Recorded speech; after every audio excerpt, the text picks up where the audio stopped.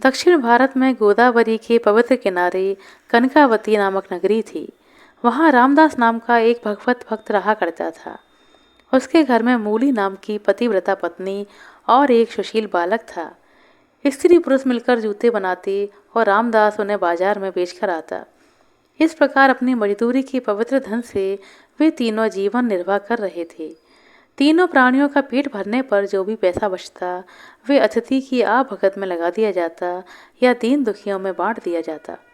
संग्रह करना इन भक्त दंपति ने सीखा ही नहीं था। रामदास के घर में कीर्तन भजन होते रहते। जूता बनाते बनाते भगवान का नाम लेता रहता। कहीं कथा कीर्तन का समाचार मिलता तो वहाँ जाए बिना नहीं रह पाता, क्योंकि कीर्तन में सुन रखा था, हरि में जैसो बस तेरो ही हूँ। यह ध्वनि उसके हृदय में बस गई थी। इसे बार बार गाते हुए प्रेम से भाव विभोर हो जाया करता।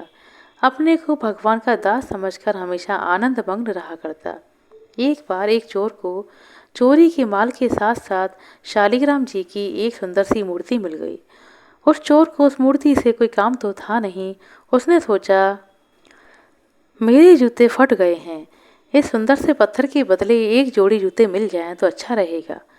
वह रामदास के घर आया। पत्थर रामदास को देकर कहने लगा, देखो, मैं तुम्हारे औजार घिसने के लिए कितना सुंदर पत्थर लेकर आया हूँ। मुझे इसके बदले एक जोड़ी जूते दे दो। रामदास उस समय भगवान की धुन में थे। उन्हें ब्रह्म ज्ञान पूरा नहीं था। ग्राहक आया देख अभ्यासवश उन्होंने एक जोड़ी जूता उठाया और चोर के सामने रख दिया।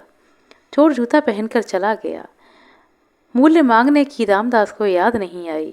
इस प्रकार शालिग्राम जी अपने भक्त के घर पहुंच गए। रामदास अब उन पर औजार घिसने लगा। एक दिन उधर से एक ब्राह्मण देवता निकले। उन्होंने देखा कि रामदास दोनों पैरों के बीच शालिग्राम जी की सुंदर सी मूर्ति को दबाकर उस पर औजार घिस रहा है।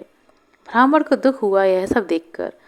उसने पास जाकर कहा, भाई, मैं तुमसे एक वस्तु मांगने आया हूँ। ब्राह्मण की इच्छा पूरी करने से तुम्हें पुण्य मिलेगा। तुम्हारा यह पत्थर मुझे देखने में बहुत सुंदर लग रहा है। क्या तुम मुझे इसे दे सकते हो? इसे ना पाने से मुझे बहुत दुख पहुंचेगा। चाहो तो इसके बदले 10-5 रुपए ले लो। रामदास ने कहा, पंडित जी, यह पत्थर तो मेरे बहुत काम का है। ऐसा चिकना सुंदर पत्थर मुझे आज तक नहीं मिला। पर आप इसको ना पाने से दुखी होंगे, अतः आप ही ले जाइए। मुझे इसका मूल्य नहीं चाहिए। आपकी कृपा से परिश्रम करके मेरा और मेरे स्त्री पुत्र का पेट भर जाता है। मैं इतने पैसे कमा लेता हूँ। प्रभु ने मुझे जो दिया है मेरे लिए उतना पर्याप्त है। पंडित जी मूर्ति पाकर बहुत प्रसन्न हुए और घर आकर उन्होंने स्नान किया। पंचामृत से शालिग्राम जी को स्नान कराया और वेद मंत्रों का पाठ करते हुए षोडशोपचार से पूजन किया भगवान का। इसी प्रकार वे नित्य पूजा करने लगे। पंडित जी विद्वान थे और विधि पूर्वक पूजा करना जानते थे, लेकिन उनके हृदय में लालच, ईर्ष्या, अभिमान, भोग वासना आदि दुर्गुण भरे पड़े थे। वे भगवान से नाना प्रकार की याचना करते। रामदास अशिक्षित था, परंतु उसका हृदय पवित्र था। उसमें ना ही लालच था और ना ही भोग वासना थी। वह रूखी सूखी खाकर संतुष्ट रहता। शुद्ध हो या अशुद्ध, पर सात्विक श्रद्धा से विश्वास पूर्वक वह भगवान का नाम लेता रहता।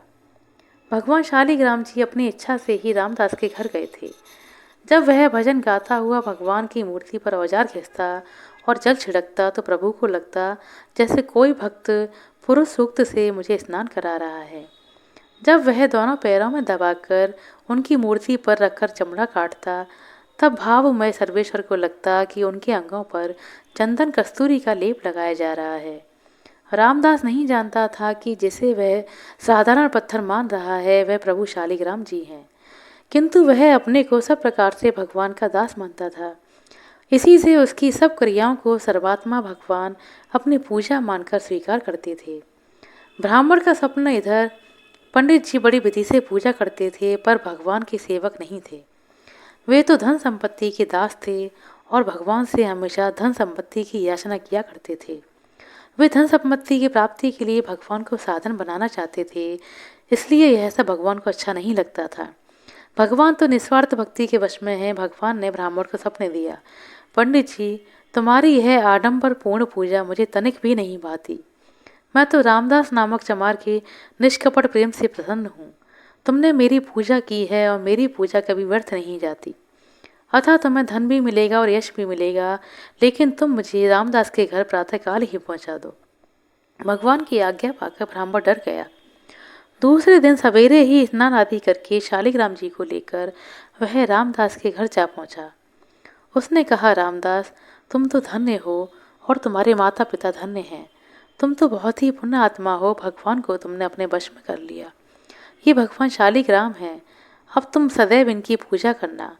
मैं तो पापी हूँ, इसलिए मेरी पूजा भगवान को पसंद नहीं आई। भाई, तुम्हारा तो जीवन पवित्र हो गया और तुम भवसागर से पार हो गए। रामदास ने ब्राह्मण के चरणों में प्रणाम किया। उसका हृदय भगवान की कृपा का अनुभव करके आनंद से भर गया। वह सोचने लगा, मैं दीन अज्ञानी नीच जाति का पापी प्राणी हूँ। रात दिन चमड़ा छीलना मेरा काम है। मुझ जैसे अधम पर प्रभु ने इतनी कृपा कैसे कर दी। प्रभु, तुम तो सचमुच पतित पावन हो। अब भगवान को एक छोटे से सिंहासन पर विराजमान कर दिया गया। वह नित्य उसकी भगवान की पूजा करने लगा। धंधा रोजगार प्रेम की बाढ़ में बह गया और वह दिन भर रात भर कीर्तन करता रहता। कभी हंसता, कभी रोता, कभी गाने गाता, कभी नाचने लगता, कभी गुमसुम बैठा रहता। भगवान के दर्शन की इच्छा से कातर कंठ से पुकार करता, दया धाम, जब एक ब्राह्मण के घर को छोड़कर आप मुझ जैसे नीच के यहाँ आए हो, तब मेरे नेत्रों को अपनी अद्भुत रूपमा धुरी दिखाकर कृतार्थ कर दो नाथ। मेरे प्राण तुम्हारे बिना तड़प रहे हैं। रामदास की ऐसी व्यथित पुकार सुनकर भगवान एक ब्राह्मण का रूप धारण करके उसके यहाँ पधारे। रामदास उनके चरणों में गिर गया और गिड़गिड़ाकर प्रार्थना करने लगा कि भगवान का दर्शन, ऐसा उपाय बताओ मुझे। भगवान ने कहा, तुम इस दुराशा को छोड़ दो। बड़े बड़े योगी मुनि जन्मों जन्मों तक तप ध्यान करके भी कदाचित ही भगवान का दर्शन पाते हैं। रामदास का विश्वास टिकने वाला नहीं था। वह बोला, प्रभु, आप ठीक कहते हैं। मैं नीच हूँ, पापी हूँ। मेरे पाप और नीचता की ओर देखकर तो भगवान मुझे कदापि दर्शन नहीं दे सकते, परंतु मेरे वे स्वामी दीन बंधु हैं, दया के सागर हैं और मुझ पर दया खाकर अवश्य ही दर्शन देंगे, अवश्य ही मुझे अपनाएंगे, मुझ पर दया करेंगे। अब भगवान से नहीं रहा गया। भक्त की आतुरता और विश्वास देखकर भगवान अपने चतुर्भुज स्वरूप में प्रकट हो गए। प्रभु ने कहा, रामदास, यह ठीक है कि जाति नहीं बदल सकती, किंतु मेरी भक्ति से भक्त का पद अवश्य बदल जाता है। मेरा भक्त ब्राह्मणों का, देवताओं का भी आदरणीय हो जाता है। तुम मेरे दिव्य रूप के दर्शन करो। अब रामदास भगवान का दर्शन करके कृतार्थ हो गया। आशा करते हैं दोस्तों आपको हमारे द्वारा सुनाई गई छोटी सी कहानी अच्छी लगी होगी। कहानी अच्छी लगी हो तो कृपया लाइक कर दें, शेयर कर दें। चैनल पर नए हैं तो सब्सक्राइब कर लें।